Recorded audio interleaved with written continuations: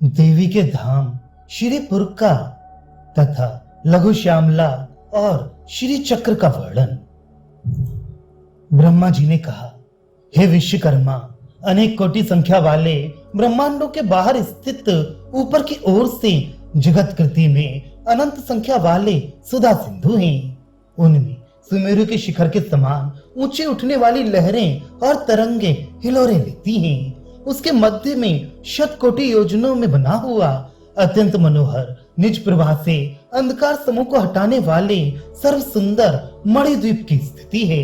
उसके चारों ओर चित्र विचित्र कल्प वृक्षों के वनों से शोभित स्थली है। उस स्थान में उस भगवती का पुर संपूर्ण रत्नों की राशि से भी अत्याधिक चारों ओर विचित्र उज्जवल 4 लाख योजन में लंबा चौड़ा फैला हुआ सुविस्तृत है। उतने ही प्रमाण का लोह सारमय से बना हुआ मणिपुर का घेरा है, जो चारों ओर से एक समान सब प्रकार से देखने में सुंदर है। वहां सभी दिशाओं में उसकी आभा फैलती है। उसकी ऊंचाई 4000 योजन है। चारों ओर से कोनों से युक्त है। बाहर की ओर खाई से शोभित है। उसके अंदर का विस्तार 7000 योजनों का है। पर कोटा कांसे का बना है और ऊपर बताए गए लंबाई चौड़ाई का है, जो अति कांति युक्त है। उसके अंदर 100 कल्प वृक्ष वाटिकाएं हैं, जिसकी 10 योजन के विस्तार की 100 बावड़ियां हैं। जहां 100 योजन लंबा चौड़ा अत्यंत खिले कमलों के समूह से परिपूर्ण महासरोवर है, जो 8 दिशाओं में स्वर्ण नदी के जल से पूरित हो। आधा बाहर की भूमि पर है, अंदर के कांसे की परिधि के भूमि स्थान में विविध पक्षीगण और वन्य मृग विश्राम करते। कमलकरों के अंतर भूमि में कांस्य के बने 8 घरों वाले स्थान में विविध विचित्र शोभाओं से युक्त 5 आवरणों से शोभित 100 योजन के विस्तार वाले अत्यधिक ऊंचाई पर शोभित महासिंहासन पर कालका से अलिंगित शरीर वाले महाकाल त्रिपुरा भगवती के पाद सेवन करने में रत अत्याधिक सौभाग्य प्राप्त कर अपने रूप को 8 रूपों में बना 8 घरों में पृथक पृथक स्थित हैं। अंदर से कांसे के कथित योजनों की दूरी से ताम्र का बना तरुण अरुण के समान लाल शोभा धारण किया प्राकार है।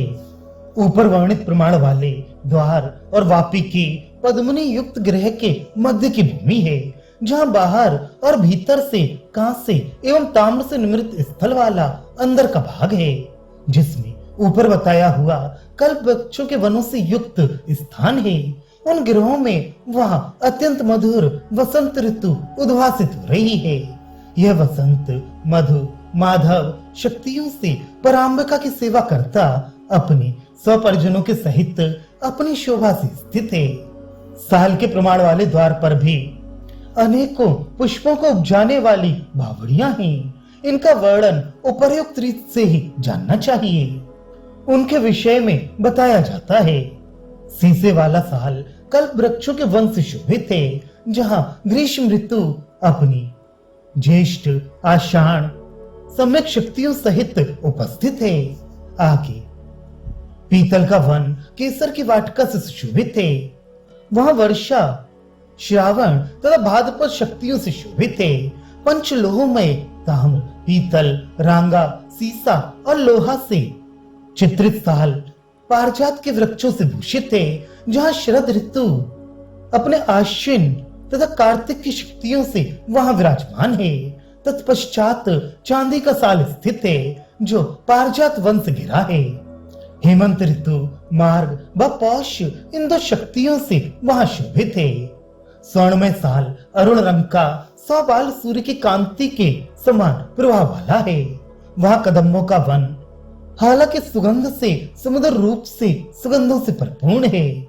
भौरों के सुमधुर संगीत से अत्यंत मधुर लास्य के गीत की समृद्धि से भरा हुआ है, जो पक्षियों के विविध कलकल रूपी मधुर ध्वनि से अत्यंत सुंदर लगता है। उस स्थान में मंत्रिणी देवी लोगों को मोहने वाली स्थित हैं। वह संगीत मार्तका देवी मातंगी इस प्रसिद्धि से विख्यात हैं। शुकाध्या श्यामला और अन्य शारकादि हसंतिका और वीणा वेणु आदि वाद्यों की सुमधुर ध्वनि का अनुकरण करने वाली पक्षी जातियां हैं, उसी प्रकार स्वकीय सुंदर मीठी वाणी को धीरे धीरे गाती हुई लघु श्यामला देवी शोभित हैं। श्यामला राजपूर्वा है, जो स्वयं मंत्रिणी मानी जाती है। श्री मार्तका तथा उसकी प्रिया अन्य सभी विराजमान हैं, जो इस प्रकार आठों दिशाओं में स्थित हैं। ये मातंग कन्या की श्रेणियों की कोटियों से घिरी हुई स्थित हैं। अनंतर पूर्व में कथित के समान ही लाल मणियों वाला ऊंचा टोला स्थित है, जहां सिद्धों से घिरे सिद्धेश उस परा का ध्यान करते हैं। इसके अंतर में अग्नि किसी ज्वाला वाले लाल कांति युक्त पद्म राग में माणिक्य का ऊंचा टोला है। वहां युक्तियों से युक्त त्रिपुरा के भक्त चारणगण निवास करते हैं। आगे गोमेद मणियों से बना साल है, जहां संकर्षणी देवी अपने भैरव नायकों सहित वटु समूह से घिरी हुई हैं। वह कराला अत्यंत भयानक देवी काले मेघ की कांति वाली करवाल का आयुध धारण किए हुए हैं। 8 कोटि भैरवों के नाथ 32 कोटि बटकों से युक्त 8 सुभैरवों से वह सदा अनुसेवित है। वह महाराज्ञी श्री त्रिपुरा के चरण कमल का ध्यान करती सम्यक प्रकार से विराजमान है। तदमंतर वज्र में घेरा है, वहां वज्रा नदी है। खाई के समान घुमावदार घेरे करती वह सदा समुद्र में प्रवेश करने वाली है। उसके दोनों ओर गोमेदमय और वज्रमय तट हैं, जिनसे वह प्रकृष्ट रूप से आभा युक्त है। उसमें वज्रेश्वरी देवी वज्रभूषणों से अत्यंत समुज्जल वज्र प्रदान करने में संतुष्ट रहने वाली इंद्र प्रमुख वज्रधारी देवगण से पूजित है। वैदुरमय साल अर्थात घेरा उसके अंतर में है। वह दिति के पुत्र नागगण पराम्बा के चरण कमल का निरंतर ध्यान लगाए विराजमान है। अनंतर इंद्रनील मणियों का साल है, वहां मर्त्यलोक विराजे हैं। उसके अंदर मुक्ता का वक्र है, जहां दिशाओं में क्रम से दिक्पाल स्थित हैं। उसके आगे मरकत मणियों का साल है, जो स्वर्ण में साल ताड़बंद से युक्त है। वह ताल वृक्ष से झरकर निकलने वाली अत्यंत विलक्षण माधवी के सौरभ से पूर्ण है। वहां श्री दंडिनी देवी स्वप्न में इनसे घिरी रहती है, जो अपराधियों को दंड देती हुई सम्यक प्रकार से विराजित है।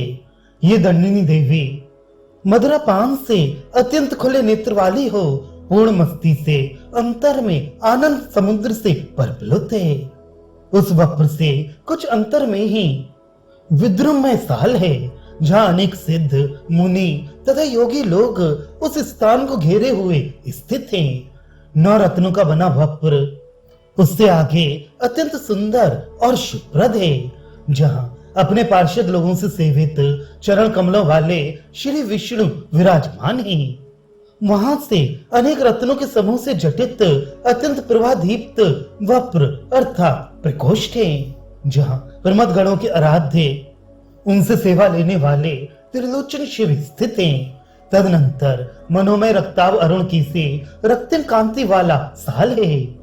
उसके मध्य भाग में चारों ओर परिखा खाई के आकार वाली अमृत की बावड़ी है, जो प्रफुल्ल कमलों से पूर्ण 3 भाग में भूमि के मध्य में स्थित है, जहाँ हंस कारंडव कोयल एवं सारस इन पक्षियों से सुंदर रूप से शोभित है।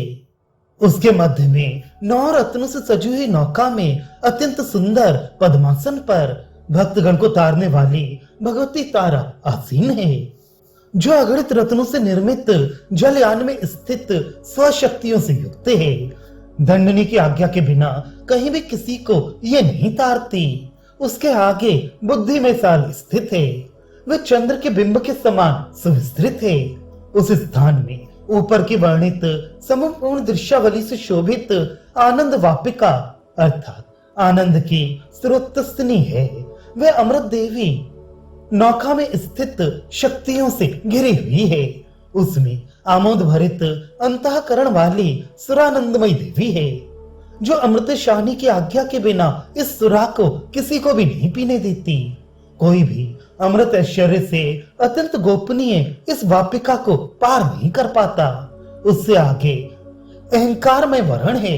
वह काली आकृति को धारे हुए नील मेघ के समान प्रकृष्ट शोभा वाला है। उसमें अंतर्वापका भी है, जो ज्ञान रूपी रस के निरंतर प्रवाहित होने से अत्यंत शांत और शीतल विमर्श इस नाम से प्रसिद्ध है। वहां नौका में स्थित महेश्वरी कुरकुल्ला देवी विराजती हैं। उसकी आज्ञा के बिना वहां उस रस को थोड़ा सा भी कोई नहीं पा सकता। उस विमर्श रूपी रस का लेश मात्र भी पान करने वाले व्यक्तियों को समस्त अज्ञान से उत्पन्न ताप छोड़ देती हैं और जगत तत्व को वे अनावृत देखते हैं। अब आगे सूर्यात्मक साल प्रकोष्ठ जो प्रकाश के समूह रूप वाला है वह स्थित है। वहीं पर सूर्य शिवासन पर 12 रूपों वाले मार्तंड भैरव आदि रविगण के समेत आसीन हैं, जिनके देह सूर्य के समान प्रकाश में है। ऐसे मार्तंड भैरव स्वभक्तों द्वारा निरंतर पूजित हैं। अनंतर कोटि चंद्रमाओं की सी कांति वाला चंद्रमा का आवरण है। वहां अमृत किरणों से प्रकाश बिखेरता हुआ राजा सोम स्थित है। उसके अंतर में श्रृंगार प्रकोष्ठ अत्यंत नाना विचित्रताओं से पूर्ण है, जो कौस्तुभ सम्यक मणियों के समूह से बना सुंदर आकार वाला है। उसके बीच में अत्यंत निर्मल श्रृंगार रस से भरी पूरी परिघा अर्गला है। वहां कौस्तुभ मणियों से जटित जलयान में जिसका श्रृंगार नाम है, उसमें कामदेव अत्यंत प्रीत से रति के साथ मिला हुआ अवस्थित है। अपने अत्यंत प्रीत पात्र जो नाना कोटि वाले कंदर्पों से सेवित वह त्रिपुरा के भक्तों का शिरोमणि काम विशेष आनंद पूर्वक स्थित है। उसके पार करने पर सुगंध से पूर्ण महापद्मों का वन स्थल पदम वन है, जिसके नाल दंडपत्र केसर और कर्णकाएं अति अत्यंत दीर्घ हैं। उसे मैं तुम्हें बताता हूँ। उसके कांड 1000 योजन के विस्तार के और कोस भर की मोटाई के हैं।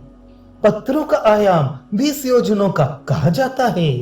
हे कुंभ संभव 30 योजन लंबे पत्ते हैं। केसरों की दीर्घता 15 योजन की है। पद्म बीज 10 योजन की लंबाई चौड़ाई वाली कही गई है। पर्वत के शिखर के प्रमाण के मणि के समान चमकने वाले भौरे वहां स्थित हैं। श्री त्रिपुरा देवी का गृह उसके अंदर अत्यंत भासुर उज्जवल रूप से प्रभा युक्त है, जो चिंता मणियों के समूह से रचा हुआ शोभा युक्त चित्र विचित्र बना है। वह दिव्य आधार से परिपुष्ट चारों द्वारों से युक्त है। अग्नि मूर्तिमय आधार युक्त उसी भगवती की कला से संपन्न कांति मणि खचित गोलाकार गृह है। 500 योजन के विस्तार में और ऊंचाई में 250 योजन वहां सूर्य रूपमय 12 कलाओं से युक्त पात्र है। 1000 योजन के विस्तार वाला और 500 योजन ऊंचा वहां अमृत आसव से पूर्ण सुस्वाद के योग्य अत्यंत मंजुल सुगंध वाला चारों ओर से कलाओं से संयुक्त सुदामय किरणों वाला चंद्रमा है, जो आस्वामृत की तरंगों में खेलता हुआ जलयान में स्थित है। ये श्री चक्र स्थित शक्तियां हैं, उन किरणों के पान के लिए कल्पित हैं। महापद्म के गहन वन में स्थित जो अत्यंत विमल शक्तियां हैं, वे मुख्य शक्ति की कृपा के प्रसाद को पाकर सतत आनंद निर्भर रहती हैं। वहां आत्मचिदग्नि की ज्वाला से सुशोभित अग्नि का महाकुंड है, जिसका विस्तार 1000 योजन का है तथा निम्न भाग में 3 मेखलाओं वाला है। ये खूब विस्तृत मेखलाएं 100 योजन की ऊंचाई वाली हैं। उनका ये 100 योजन का मान पृथक पृथक है। वहां श्री त्रिपुरा देवी के पिता चिन्मय अग्नि का स्थान है। वे 2000 योजन की ऊंची उठने वाली ज्वालाओं के समूह से घिरा हुआ है। गोलाकार गृह के पश्चिम दिशा में चक्र रूप वाला रथ अनेक विध मणियों के समूह से परिपूर्ण 1000 योजन के विस्तार का है, जो 4 गुनी ऊंचाई वाला है और 9 भूमियों से युक्त अत्यंत सुंदर है। इनमें 10 इंद्रिय रूपी घोड़े लगे हुए हैं तथा मन रूपी सारथी साथ में है, तथा आग्नेय नाम का चक्र ही अग्नि है, जो योग रश्मि से संपन्न मरुध्वजा वाला है। अंतरिक्ष का विशाल चंदवा छाया हुआ है, जो सब लोगों को अपने में समाये हुए स्थित है। उस चिंतामणि ग्रह के मध्य श्री चक्र नायक 9 आवरण स्थित देवियों के सहित अत्यंत शोभा युक्त हो विराजमान है। उसके बीच में पंच ब्रह्म रूप पर्यंक पर श्री कामेश्वर की गोद में स्थित त्रिपुरा देवी ज्योति स्वरूप से विराजी हुई हैं।